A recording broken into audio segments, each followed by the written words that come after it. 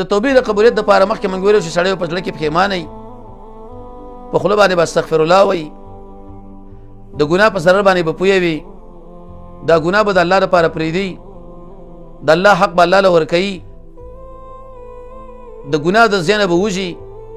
مالي تاوان به ځان له اړی او من قریب ډېر زر توبه به وباسي، نیکان ملګري به انتخاب کړي، که د مخلوق حق د طلب کړي دا به دوی له ورکړي. قبل الغرغره داسې نه چې روح د مرۍ له راشي توبه وباسي، دا الله نه مني، او بیا چې کله ځان په نیکۍ کې دا توبه دې ویسته ځان په نیکۍ کې به استعمالوي.